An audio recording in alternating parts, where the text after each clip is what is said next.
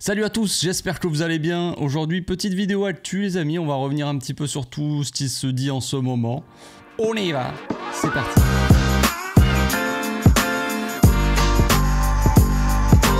Au passage, n'hésite pas à nous rejoindre si c'est pas encore fait et à partager la chaîne autour de toi, ça fera plaisir à tonton. Pas beaucoup de vidéos en ce moment d'actu parce que l'actu est voilà, il y a l'Euro, il y a les compétitions, donc il n'y a pas trop, il n'y a pas grand chose à dire.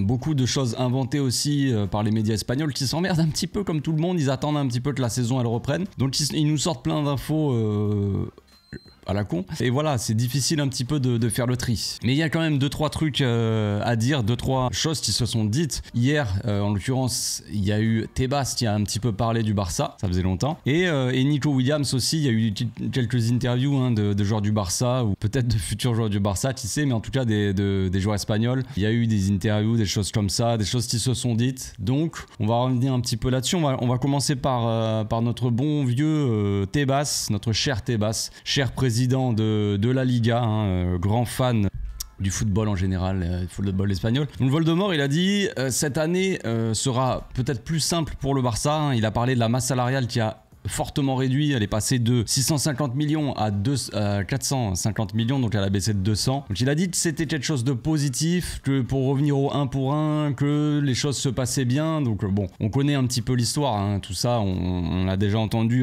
plusieurs fois. Donc est-ce que un jour on va revenir au 1 pour 1? Vous savez, le 1 pour 1, c'est tu peux dépenser ce que tu as gagné, on va dire. Tu as gagné 20 millions, tu rentres dans ta poche, tu peux dépenser 20 millions sur le mercato. En gros, c'est expliqué simplement, mais c'est ça quoi. Donc il faut qu'on revienne au 1 pour 1, mais il faut aussi qu'on ait l'argent pour pouvoir faire des transferts, parce que revenir au 1 pour 1 c'est bien, mais si on n'a pas de rentrée d'argent après dans nos caisses quoi, on ne pourra pas spécialement beaucoup dépenser, tu vois. Si on revient au 1 pour 1 par exemple, pour donner un exemple simple, et qu'on arrive à vendre, j'allais dire Sergio Nodes, mais non, on l'a cédé gratuitement, mais si on arrive à vendre n'importe quel gars à 5 millions, par exemple Mariou qui a été acheté au Barça à 6 millions, bah voilà, si tu reviens au 1 pour 1 et que tu as 6 millions, tu pourras dépenser 6, tu vois, logiquement. Donc ce n'est pas grand chose. Donc si on voulait acheter par exemple Nico Williams qui a une clause, alors je sais plus, sa clause elle est autour de 50, 60, 58 si je dis pas de bêtises, mais je sais plus exactement. Donc il faudrait quand même avoir une certaine rentrée d'argent quoi, tout simplement. Et en plus de ça aussi à faire de la place dans la masse salariale. Parce que si on a réduit la masse salariale de 200 millions, mais si en un seul mercato on prend des joueurs même gratuits et la masse salariale, voilà, on l'a fait gonfler de 200 millions en plus, tu vois, ça va être compliqué. Ça va être compliqué. Mais d'après donc Tebas nous dit que voilà, il y a eu un gros effort de fait, qu'on est bientôt, on y est, on voit la lumière au bout du tunnel. On l'espère parce que ça fait très longtemps qu'on attend ça. Laporta, voilà, on nous avait dit quand même qu'il y avait une date limite pour revenir au 1 pour 1, c'était le 30 juin. Avant début juillet, il fallait revenir au 1 pour 1, c'était important pour les comptes, pour le mercato. Et puis le 30 juin, vu qu'on n'a rien eu, on nous a dit ouais mais finalement c'est pas grave, on peut décaler ça de 2 semaines, il n'y a pas de problème, tranquille les gars, franchement tranquille. Donc on attend toujours, on était censé avoir des infos sur le deal avec Nike, évidemment Nike c'est un gros deal qu'on est en train de préparer, donc qui dit gros deal dit big deal, non dit il faut que ça prenne du temps pour pour faire les papiers, j'imagine. Plus le deal est gros, plus il y a des trucs à écrire dans les papiers. J'essaie de trouver des raisons à ça, évidemment, mais difficile. Mais j'imagine que ça prend un peu de temps à l'annoncer, donc on attend toujours.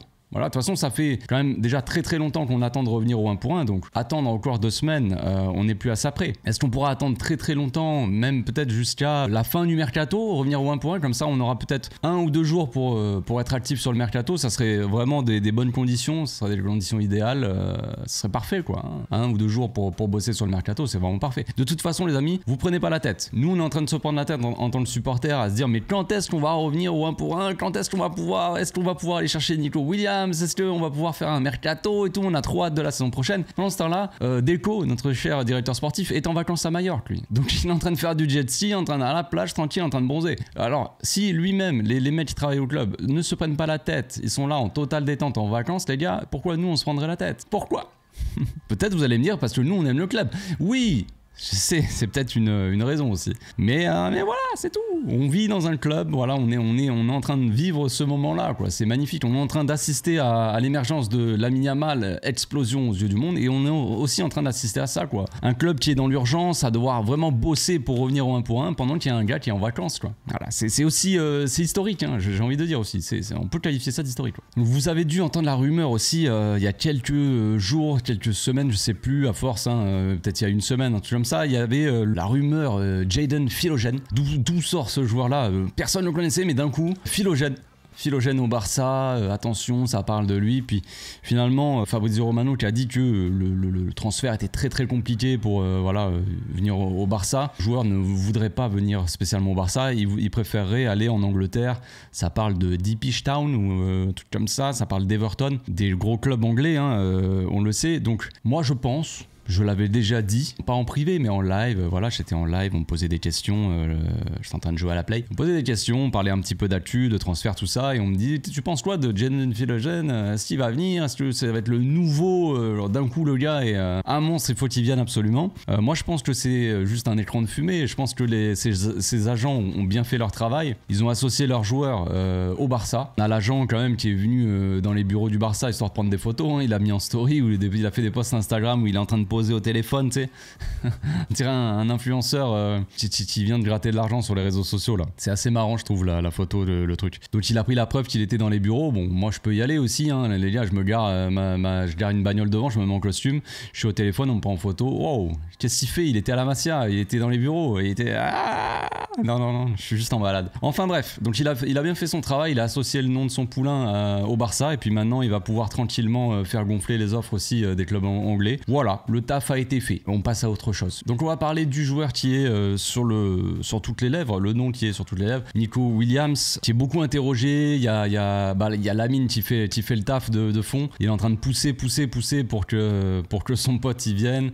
Il y a Pedri qui a été interrogé aussi. Pedri il a dit ouais, ça serait bien que Nico Williams y vienne et tout. Tu m'étonnes, bien sûr que ça serait bien. Et donc Nico il a été un peu questionné tout ça sur son avenir. Alors il a dit je veux pas en entendre parler avant la fin de l'Euro, tout ça. Pour l'instant je me concentre avec l'Euro, mais à l'image de ce qu'a fait de ce qu'a dit Ronald, tu vois, on est un peu dans le même truc, tu vois. Il pourrait dire je suis très bien avec Bilbao, ne me parlez pas d'autres clubs. Là il a été un petit peu flou, il a dit qu'il avait dit à ses agents voilà de pas écouter les offres, tout ça, qu'il se concentrait sur l'Euro, de pas lui en parler en tout cas, et on lui a dit est-ce que jouer la finale de la Ligue Europa la saison prochaine à San Mamés, est-ce que ça te fait rêver, quoi. Et il a dit que c'était loin tout ça, il a dit que l'année qui arrive il peut se passer beaucoup de choses, donc voilà, il a été un petit peu flou sur son avenir, et ça c'est on va dire quelque chose de positif pour le Barça, même si ce n'est rien, même si ça ne veut rien dire. Il y a la porte en tout cas qui est un petit peu ouverte. Voilà, c'est entrouvert la porte et il faudra, je sais pas, ouvrir la porte un peu plus. Peut-être qu'avec le 1 pour 1, avec les trucs comme ça, peut-être qu'au bout d'un moment, mais bon. On sait que c'est la cible numéro 1 de la direction du club. Je pense que tout le monde veut Nico Williams, il n'y a pas de problème avec ça. Nico Williams qui, je pense, commence à convaincre aussi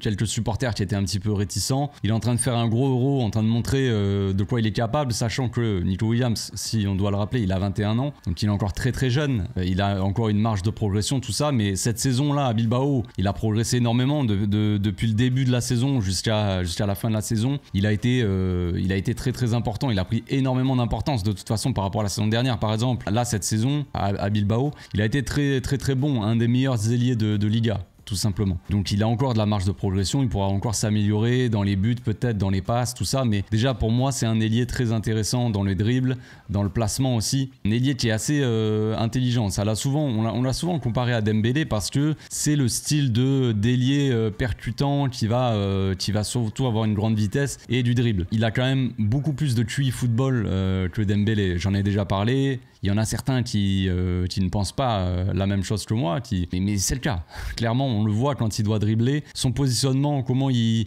se place, son jeu sans ballon, en fait, il est largement au-dessus de Dembélé déjà. Alors que Dembélé est déjà en fin de carrière, quoi. Mais Dembélé est toujours une pépite. Ça fait 40 ans que c'est une pépite. Peut-être qu'un jour il percera, peut-être un jour il s'améliorera devant la cage, Dembélé. Hein. Il a que quoi? Il a 28 ans. Il a que 28 ans, les gars. Donc bientôt il s'améliorera devant les cages. Oui. Ça parle aussi de Joao Félix. En fait, en vrai, des deux Joao, hein, vous avez dû voir l'annonce la grande annonce, le club a dit au revoir à Marcos Alonso. Donc au début, ils avaient fait l'annonce, ils avaient annoncé Marcos Alonso et ils avaient annoncé aussi les 2 Joao. Ils avaient dit merci, au revoir. Ils ne font plus partie du club parce que comme vous le savez, au 30 juin, les contrats étaient finis. Le contrat de Marcos Alonso est fini. Le contrat de Sergio Roberto est fini. Le contrat des 2 Joao sont finis. Ils ont annoncé Marcos Alonso, au revoir. Ils ont annoncé les 2 Joao, au revoir.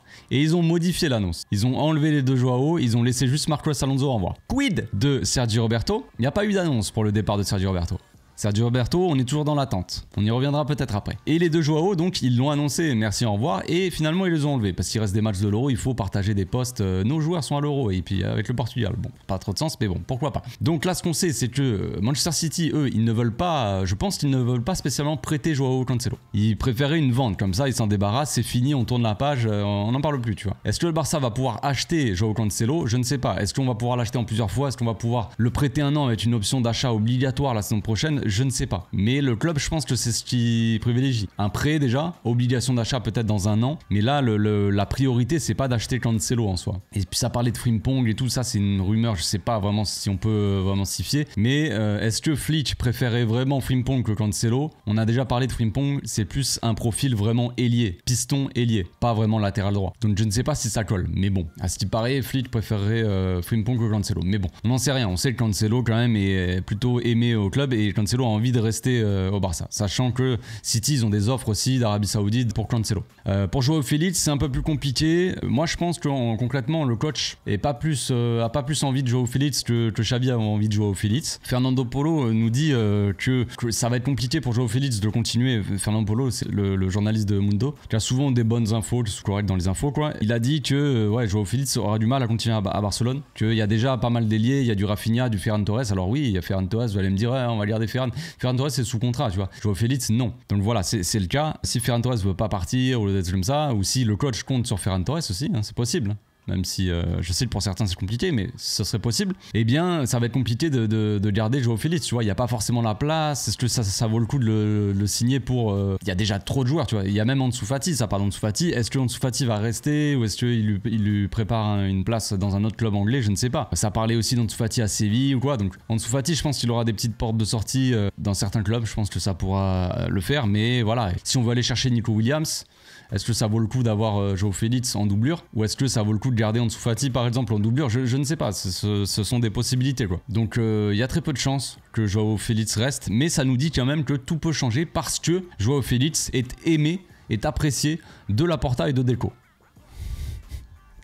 Ce qui est logique. Quand un coach arrive et il veut faire son équipe, il a envie de mettre en place un projet de jeu, tout ça, ton dirigeant et ton directeur sportif qui te disent on veut mettre ce joueur. C'est logique parce que c'est eux qui font l'équipe. Il va falloir arrêter avec ces conneries parce qu'au bout d'un moment, on va pas beaucoup avancer. Il faut qu'un coach, il ait envie du joueur. Si le coach n'a pas spécialement envie du joueur, il ne faut pas qu'ils imposent les joueurs. C'était pareil avec Xavi, c'est pareil avec Flick, c'est la même chose en fait. Il faut arrêter de faire ces conneries, tu vois. Mais bon, on sait que Laporta, Deco, Mendes, on connaît un peu l'histoire. Voilà. Moi, je m'en fous que Félix y reste. Du moment que le coach, en fait, il a envie que Félix y reste, ça me va.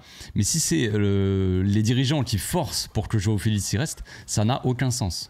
Tout simplement. On va finir avec Alex Valle aussi, c'est la nouvelle un petit peu du jour, même si c'était déjà une nouvelle depuis, enfin c'était déjà une info qu'on avait depuis longtemps. On sait que Deco il a suivi Alex Valle tout au long de la saison. On avait les mêmes infos en fait là durant la saison dernière avec quand le coach était Xavi et là le coach est Flick et on a toujours les mêmes infos. On a l'info qui nous dit qu'Alex Valle va revenir la saison prochaine, enfin là et qui va faire partie des plans de l'équipe première. Et là on nous dit que les deux latéraux gauche de l'équipe seront Alejandro Balde et Alex Valle. Donc on peut voir comme ça que c'est quand même assez léger. Alex Valle c'est un joueur assez intéressant. Est-ce que son profil colle avec ce que veut Flick? Je suis pas sûr de ça en soi. Moi je trouve que c'est un latéral assez intéressant en soi. Il a un bon QI football. Il a pas les qualités physiques de Balde qui est très puissant, qui est très rapide, qui peut faire des retours défensifs. Ça on en avait déjà parlé dans l'analyse du jeu de Flick. Flick, son équipe elle est très offensive et souvent il y a énormément d'espace derrière. Donc ce qu'il aime lui, c'est des joueurs quand même qui sont capables de revenir rapidement pour défendre. Davis, au Bayern. Et là, Baldé au Barça, ça serait un peu le même profil. Et ça, je pense que Flick, il aime beaucoup, il compte beaucoup sur Baldé, tu vois. Est-ce que Alex Vaillé est le même profil? Pas exactement. Donc est-ce que ça fonctionne ou pas? Voilà, je ne sais pas. Peut-être que Flick aussi, on a parlé d'un peu du jeu de Flick dans ses autres équipes. Peut-être que aussi, il s'adaptera un petit peu plus au Barça, tu vois. Peut-être qu'il essaiera pas d'imposer son style qu'il avait dans un autre championnat. Et je pense pas qu'il va calquer tout ce qu'il faisait au Bayern, ce qu'il va faire au Barça. C'est la même chose avec Guardiola. Guardiola, quand il est parti du Barça, il s'est adapté au Bayern aussi. Il a imposé un petit peu son style, mais en s'adaptant un petit peu plus au championnat, aux joueurs qu'il avait. Et encore une fois, pareil à City, tu vois. Je prends l'exemple de Guardiola parce que c'est quelque chose que je connais vraiment en termes de carrière, tu vois. En termes de jeu, ce qu'il a fait au Bayern, ce qu'il a fait à City, tu vois. Pas parler d'un autre coach que je ne connais pas. Et ce sera peut-être pareil avec Flick. Peut-être que Flick, il va plus s'adapter au Barça que essayer d'imposer ce qu'il faisait avant, quoi. Tout simplement. Donc on verra. Mais en tout cas, le club compte sur Alex Vaillé en doublure de Baldé. On verra ce que ça donne. Mais si Baldé est blessé, se reblesse, parce que Baldé a tendance à souvent se blesser, si Baldé se blesse, le titulaire, ça serait Alex Vaillé, quoi. Sachant qu'on a quand même Hector Fort qui peut jouer à gauche, on le sait. Cancelo, on verra si c'est lui ou quoi, il peut jouer à gauche aussi. Mais encore une fois, ça serait du bricolage. Voilà, c'est tout pour aujourd'hui. J'espère que ma vidéo vous a plu. On se retrouve bientôt pour une nouvelle vidéo. On se retrouve probablement demain. Demain, les gars, je ferai un live avant le match, avant le Espagne-Allemagne, là, Allemagne-Espagne. Gros match. J'ai hâte de voir ce match, vraiment. Très hâte. On fera un live d'avant-match, 1 heure avant le match. Classique, on parlera un peu d'actu, on parlera un peu du match, tout ça, classique quoi. Donc voilà, je vous souhaite une très bonne fin de journée et je vous dis à demain.